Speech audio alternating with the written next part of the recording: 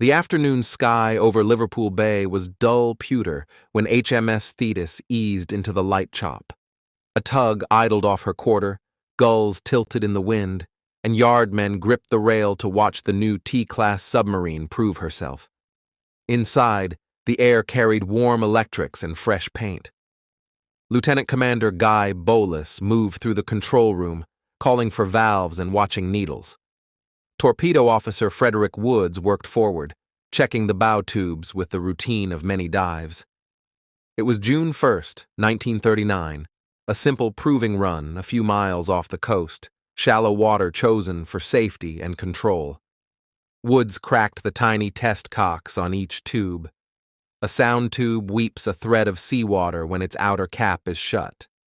4 behaved. The 5th stayed dry. Dry meant safe, so he called it clear and swung the inner door. Paint had clogged the pinhole passage and turned the check blind. The instant the door moved, the sea hit like a fist. Water slammed across the forward room, pitched men off their feet, and roared through lockers. Someone heaved the watertight door shut and dogged it, cutting the bow off from the rest of the boat. The bow took the weight. Thetis dipped, recovered, then dipped again as water poured in. Compressed air roared into tanks, pumps bit, men shifted ballast to fight the angle. Within minutes, the submarine slid under within sight of a land and went to the bottom at roughly 160 feet, nose buried in mud.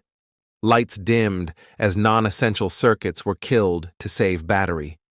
In the after compartments, men felt the deck tilt under their boots and braced against bulkheads to keep balance. The forward room, where the flood had begun, was sealed. Everything alive was now behind the door and counting. There were 103 people aboard, far more than a normal crew.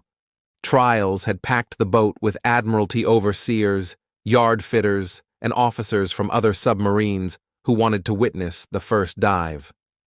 The crowd stole air and space.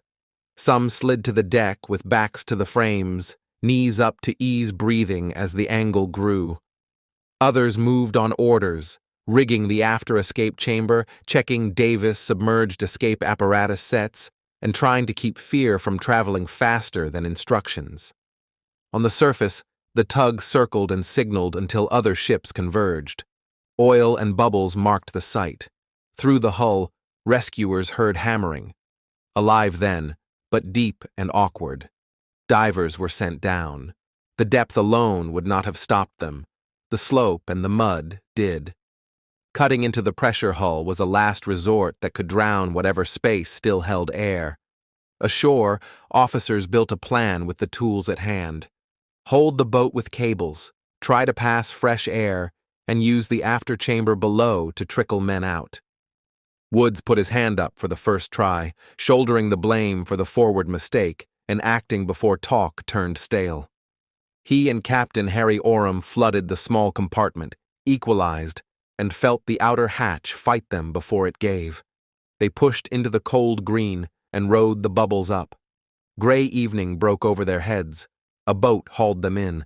Their words were urgent and simple, many alive, air worsening. Below, the argument turned on speed versus safety. 4 at once would move more men. 2 would keep order. They tried 4. At that angle, the chamber was a trap. Elbows jammed, a man lost purchase on the hatch, and when the sea punched in, 3 drowned where they stood. The next run sent 2, leading stoker Walter Arnold and fitter Frank Shaw, and both reached the surface. That made 4 survivors in all: Woods, Oram, Arnold, and Shaw. The men still inside heard the chamber cycle and then fall quiet. No one could promise the next turn would work before the air failed. Night pressed down. The compartments cooled. Carbon dioxide climbed until throats burned and thoughts came slow. Men spoke in short bursts to save air. Some lay flat on the deck to ease the work of their lungs. Others cradled escape sets they might never use. Above, crews fought to pass air, rig lifting chains, and get purchase on a hull driven into clay. Every heave threatened to bury the bow deeper. Divers worked until cold, and exhaustion ended each spell. Through the second day, rescuers met the same two enemies, the clock and the angle. Weather flickered from calm to short chop and back. Engineers ashore calculated oxygen by head count and volume and found the numbers grim. Messages ran along the coast. Families gathered at quays on the Mersey and in North Wales, staring at a nearly featureless sea that hid a steel cylinder full of men they knew by first name. Inside, talk dwindled. The hammering grew faint. On the third day, silence took the boat. 99 were dead.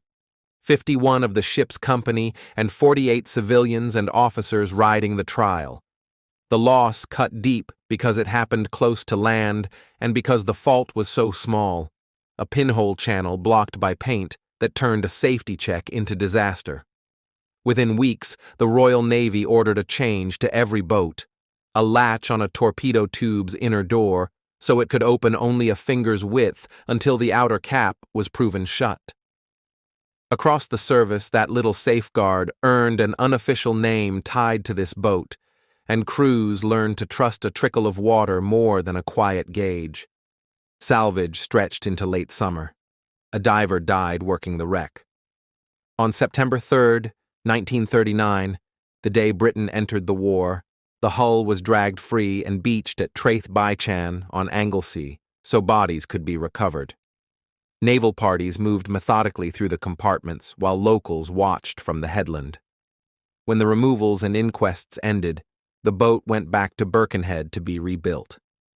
She returned to service with a new name, HMS Thunderbolt, the Navy's way of turning a loss into a fighting asset.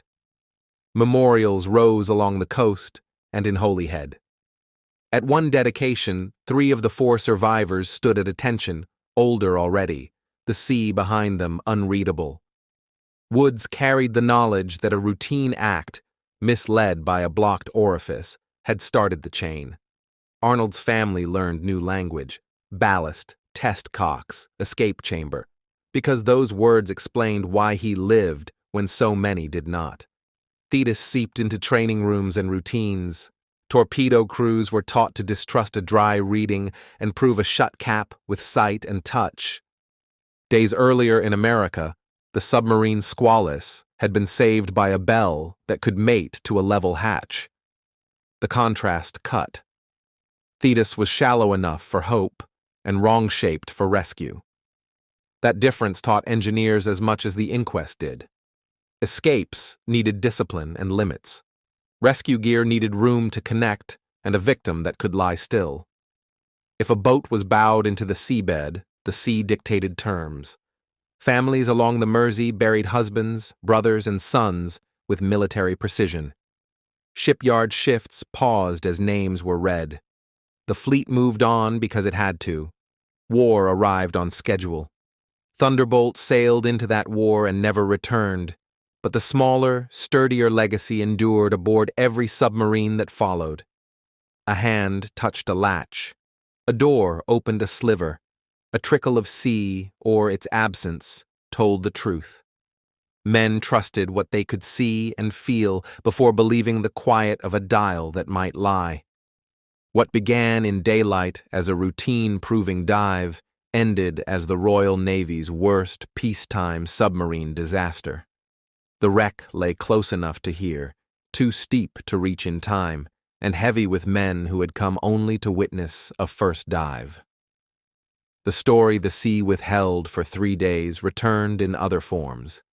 A changed fitting at the bow, the rhythm of escape drills, and the way anyone who serves in a boat listens for tapping that means somebody is still there. Thetis never cleared her trial, but she altered everyone that followed. Thank you for listening to the Sunken Ledger. Subscribe for more true stories from the depths.